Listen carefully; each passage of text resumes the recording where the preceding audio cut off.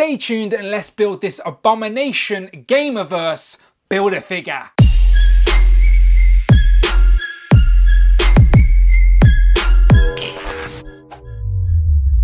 Hello and welcome back to the channel, Dan Who Reviews. As always, my name is Dan W. Make sure you are following me on Instagram at It's Dan Who. And today we have come to the end of yet another wave of Marvel Legends. This time it is the Avengers Gamerverse Abomination Build-A-Figure, because this is the Abomination that appears in the Avengers game that has unfortunately been delayed until about September 2020. It may get delayed again, who knows. This year has been a bit of a mess, but Hasbro did have this ready for the original April release. That is why we have the Gamerverse wave so early. So to get all of the pieces you see on the table to build the Abomination, you will need to buy the figures in the wave.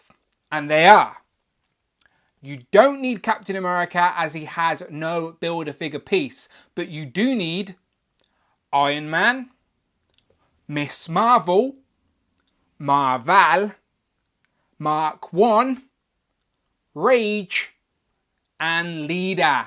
You buy all of those figures and you will see all of the pieces you see on the table now, and you, like me, will be able to build yourself the Abomination. So you know what I'm like with these. I always put the feet on the wrong way around or something or other, but let's try and do it on camera first and foremost. It should be nice and simple. It's just 2 arms, 2 legs and a head. Okay, so there's that. Might need behind the camera strength for this head, but we shall see.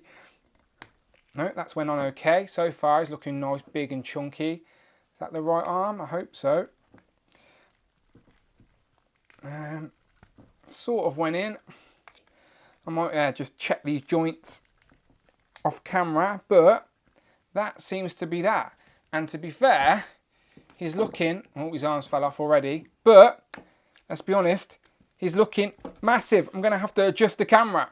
So let's fix that arm and adjust the camera. Pow! And here is the Abomination all built up, and he is quite literally a beast. He is very tall. So let's actually find out how tall he is. Let's bring the tape measure in. So you can see for yourself, he is about maybe 8 3/4.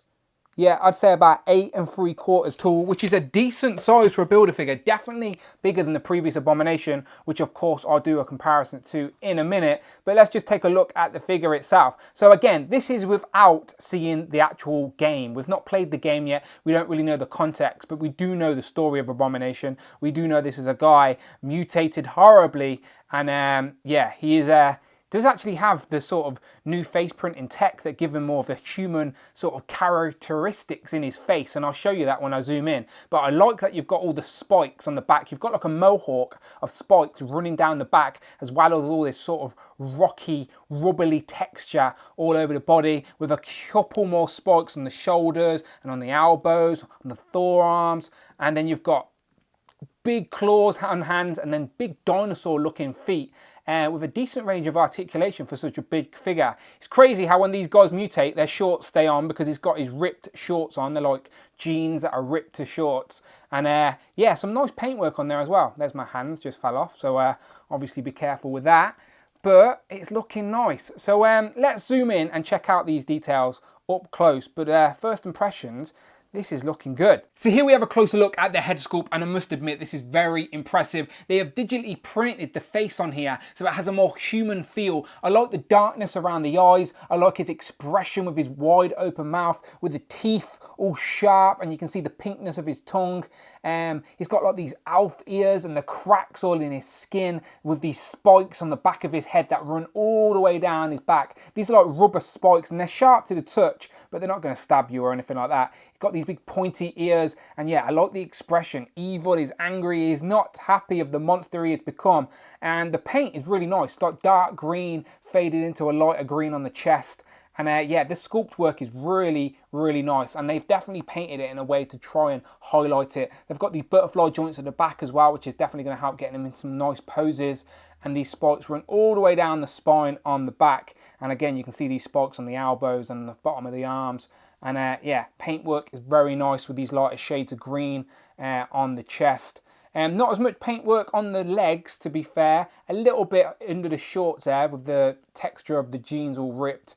and then no real paintwork on the feet, but again, a decent range of articulation. There's like a secret little swivel at the boot, but it's not a boot, if you know what I mean, so you know where it is. And then there's more spikes on the back.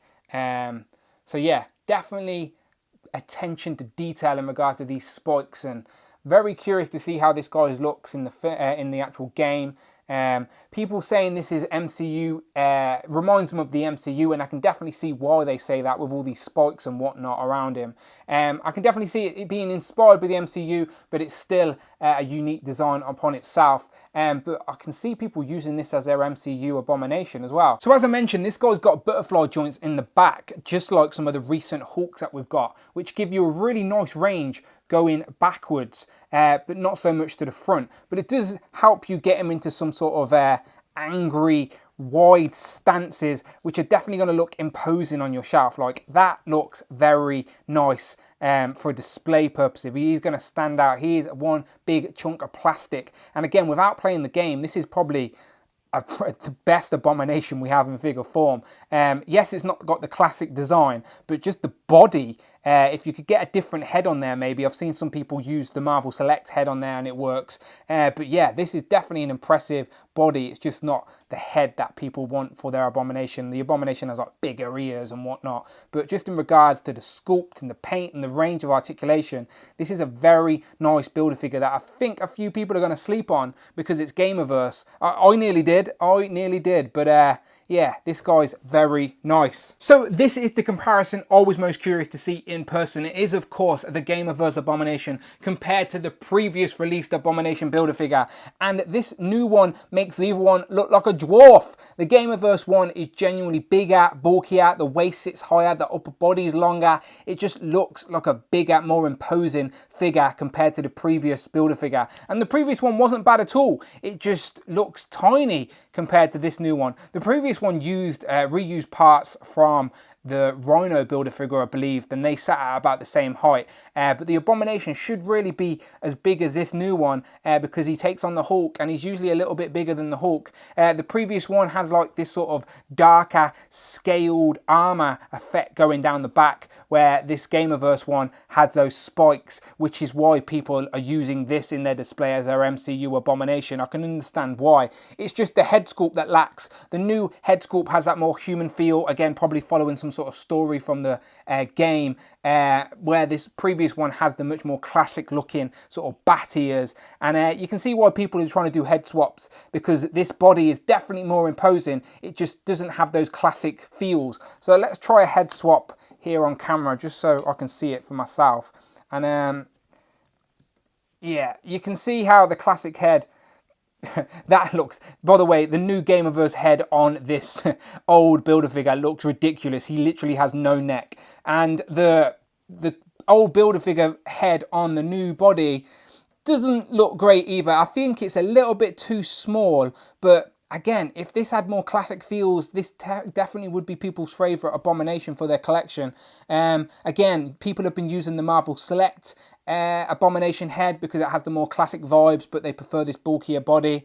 So again, mix and match, do what you will, but for me this will find a place on the display in my own little Gamerverse section, I suppose.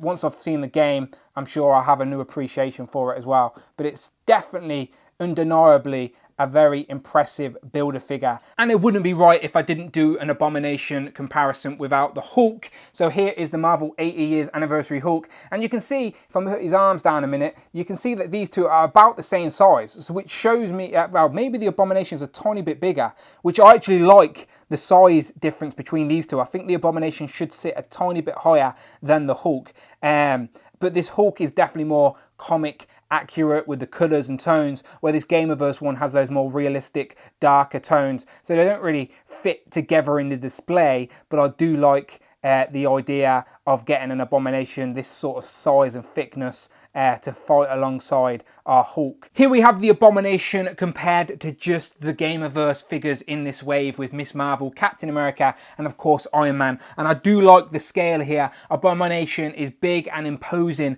compared to these regular size legends. And I'm assuming that the Abomination is probably an early boss in the game, and it is the Avengers that eventually take him down. We shall find out when the the game comes out. And lastly, here we have the entire Marvel Legends Avengers Gamerverse Abomination Build-A-Figure wave. And you know what? At the end of the day, this is not a bad wave at all. I was genuinely thinking about skipping this wave, thinking I don't really need the Gamerverse figures. But then I knew I had to backtrack because I wanted these comic book figures. And I'm sure when the game's out and I've got a whole new attachment to these characters and these character designs, I was going to backtrack and want to fill out the whole Avengers team anyway, especially with a rumoured wave 2 coming out. So I thought, look, just get them now and make up my own mind when I've got them in hand. And I do not regret it at all. Very nice comic book figures. The wave sort of lacks on accessories, but I'm guessing that is because you're getting a very impressive, big, bulky Abomination Build-A-Figure, which definitely, I understand why people are sneaking this into their MCU displays, because it does have elements of that. But I'm curious, to be honest, these figures just make me even more curious about playing the game that comes out very soon, which I will do. And maybe I'll have a whole Gamerverse section in my display when all is said and done. But you let me know what you think in the comments below. As always, is this a wave you skipped, or is this a wave you are picking up just like me? And who is your favourite figure in this wave? As always, I do a full wave review and recap, ranking my favourites from least to favourite on my Patreon. So you know, links in the description, you can support me there if you want to see stuff like that. But as always, I'm not going anywhere. I'm sticking around on YouTube, so you know what to do. Find the videos tab, find those playlists, watch all of my Marvel Legends reviews, but most importantly, please, please, please hit that subscribe button. Much, much appreciated. But as always, people, my name is Dan W, and I will, of course, see you on the next one.